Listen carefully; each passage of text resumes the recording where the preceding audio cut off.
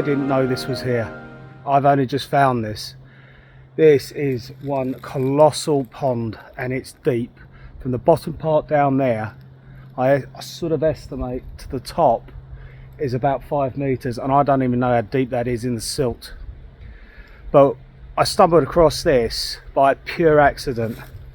The wall up over the top there is where that double entrance is, and we were just simply walking around here on another day, and Navi was just chasing some pheasants, and he came over here and he was sniffing around, and when I walked up to this, I was absolutely gobsmacked. All I could think of, it was one of several, because we've actually found another one since, and a couple of ponds in the gardens in the woods, which we'll look at later. But this is absolutely outstanding to find this. I honestly never knew this was here, and I'll walk down and have a little walk about in there. But it looked like there used to be a ladder back there, but I'm not sure whether it was pipe. It isn't pipe work because it's solid bar that's corroded, but it could have been steps of some sort. But what a find. But we'll go and have a look down there.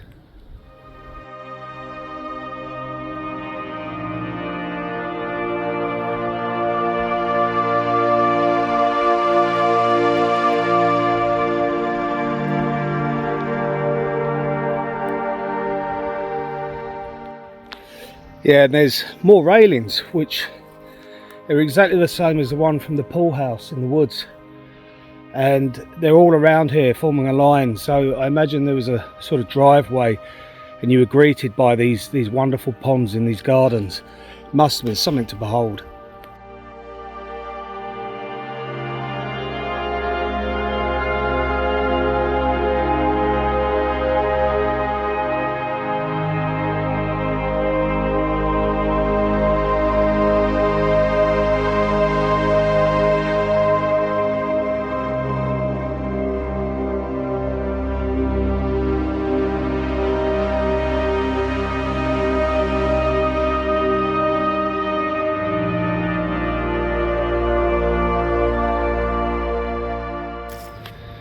So just walking around this, you see how vast it is with the brickwork. And yeah, as I say, never knew this was here. The photo we took, well, the photo we saw was of the house over there, facing these gardens. But it's a shame that these ponds were not in view. But somewhere, I imagine somewhere in someone's loft, someone's attic, who knows, locked away, there could be pictures. If you're reading this and you know about this house, please, I'd love to see more old photos of it. But I'm going to carefully get down here, and we'll have a closer peep at the basin.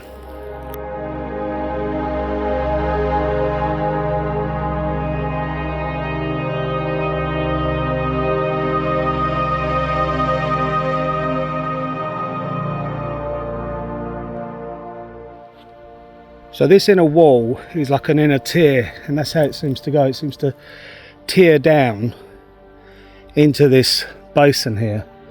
But this wall here, it looks similar to the one we found over there, so I'm going to have another check of that one.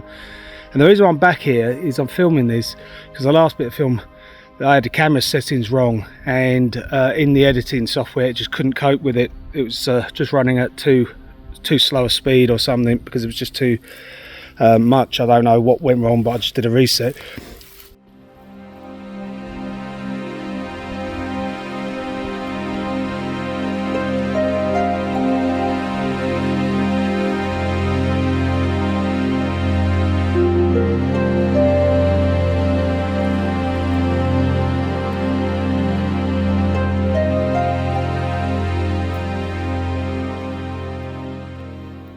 So it just shows the wealth someone like James Vavasseur had, the silk merchant from London who built the house, and how just extravagant. I read that he was extravagant, and the house clearly shows that.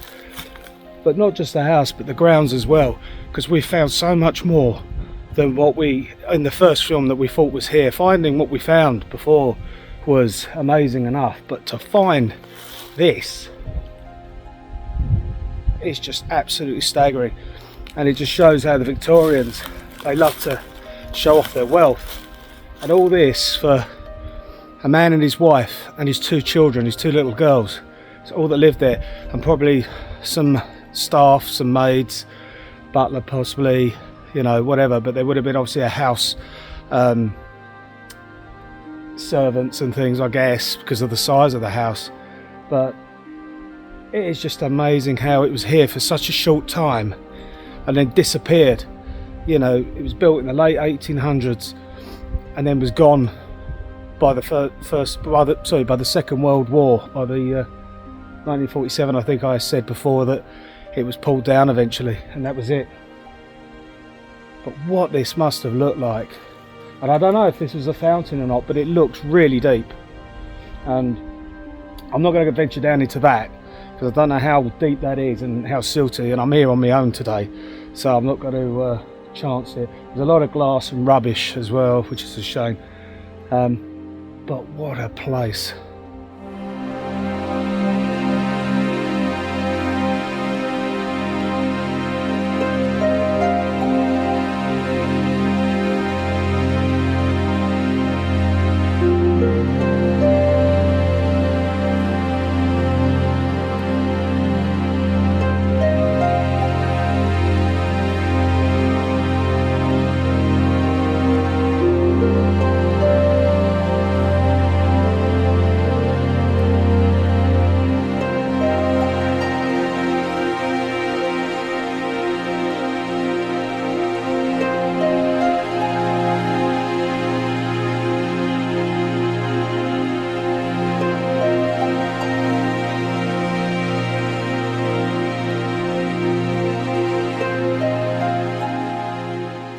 So these 2 pieces of ironwork I thought were possibly pipe feeds to fill with water, and there are some bolts up there, but it looks like it could possibly be a step ladder coming down. It's corroded at the bottom, but I don't know if there's a massive sump and drain that this goes off down the hill to drain this so they could clear it, but it's just so vast. It really is something.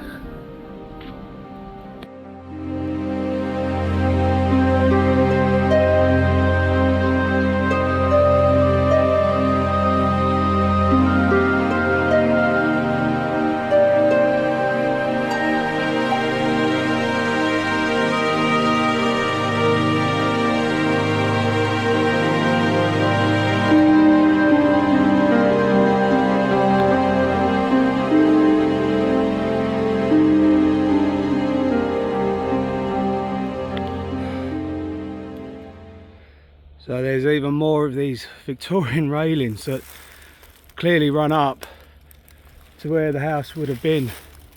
On both these fields would have been part. The gardens were all free, I think, with the pond we just seen down there. But that house sitting in there. So right at the end there, if you watch the first video, those are a pair of gates that we saw, and if you span down, the second set of wall gates were right over there, and the pond we just seen is down in that shore there. So the house was on the back, like I said, but we've come around this field, and if you follow this down here all the way to here, you'll see a second pond, large extravagant pond. And I've walked past this so many times and I've never even seen it, but when you get closer and really look, you can see the brickwork and an inner pond, and then out here, which is just visible, is the brick wall that goes all the way around. And I'm not sure if it carries on going right round the back like the other pond. I don't think this is big as the other pond, but along there, and there's like an inner pond. So whether that would have been the fountain, I presume. I'd love to know. They pump the water here you know, if it was. But before I've got in there, because I filmed this before, as I said, but the camera was set wrong, so I found a way in, which wasn't easy. Plus I had Navi with me and he was jumping all over the place and he wanted to get in there. And again, I don't know exactly how deep that is, and how caught up you could get. But I'm going to have a better look now I'm on my own, and we'll look at some of this beautiful old Victorian brickwork. Incidentally, just over there, along from the pond, which would have been, I guess, the driveway, is an old mill, and I remember it being derelict, and then some years ago, late 90s, early 2000s, it was renovated into apartments. You could just see two gable ends of two buildings, and then the main building in the on my finger, in the very top. But whether that was a silk mill belonging to James Vavasseur, I don't know, but I'm going to try and find out a bit more about that place. But there's not a lot of information on this man.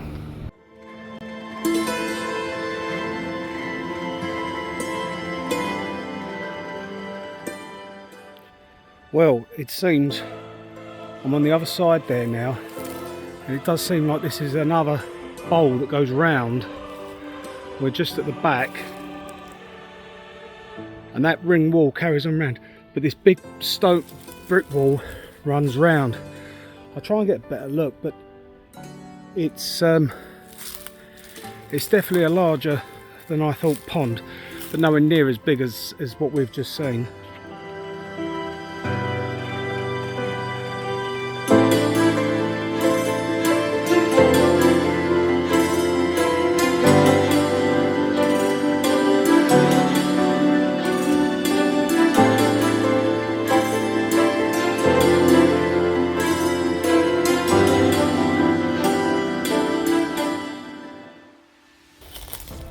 So what I can tell is it goes round the edge here, all the way round this spine wall that runs along the centre of it, all the way to that far end, with this curvatured wall, this wall here, which is exactly the same as what's just over the top there, which we'll go and have a look at.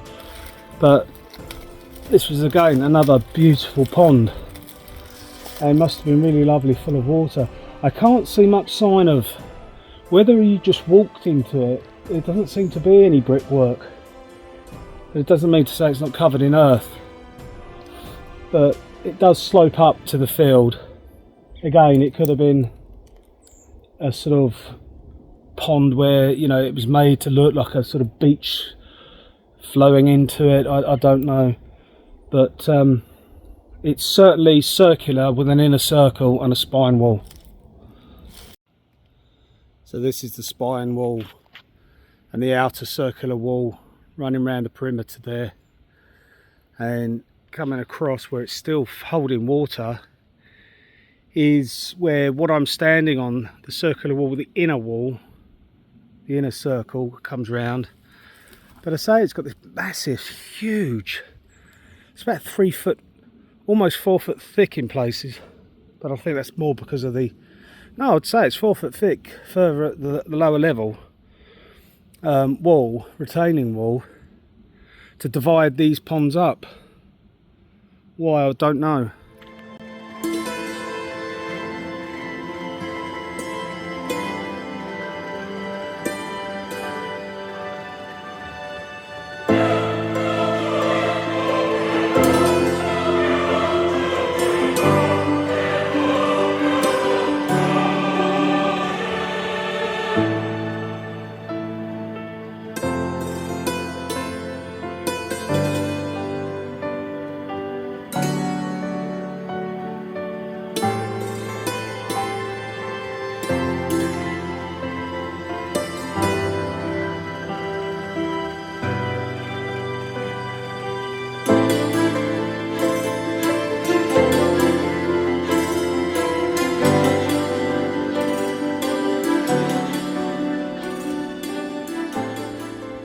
So here in the middle of the gardens, back from the fields into the close gardens around the house, there's this little pond, and it's all part of the landscaping in these woods that, before the woods were here, was a beautiful Victorian garden.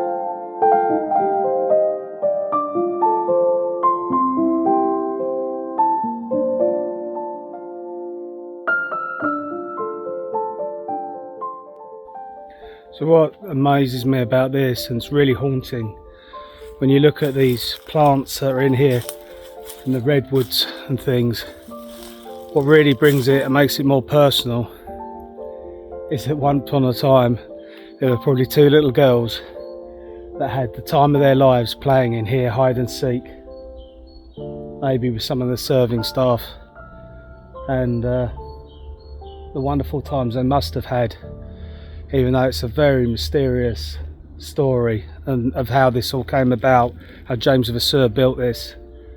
But if you keep looking, and I'm sure I'll find more, but there's just so little written about him,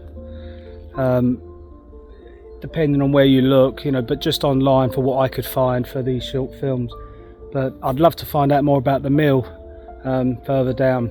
But you've seen those two great ponds which are just hidden, and people probably drive past here in Knockow all the time and don't realise all this is here.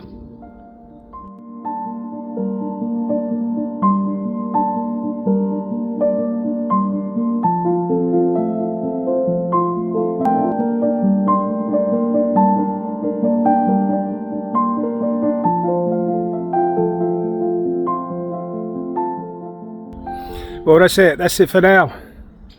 But we're back at this wall, and the pond, the big pond, is straight through there, but it is fenced off and it is very, very, very deep, so just bear that in mind. But what a place to come for a walk with family or dog and find this. People have walked past these walls, myself included, and just often wondered what they're for, but never really paid much attention to them. But in those woods where the house once stood, that's mounded up, obviously the earth now covering the rubble, debris from the house, and of course a lot of the plants and the trees that just shouldn't be here, that were only planted to form the landscaping of once beautiful Victorian garden. Well, then I hope you like these two videos, because they've been fun to discover, and we hope to find some more here, but also further afield. So until next time, thanks for watching.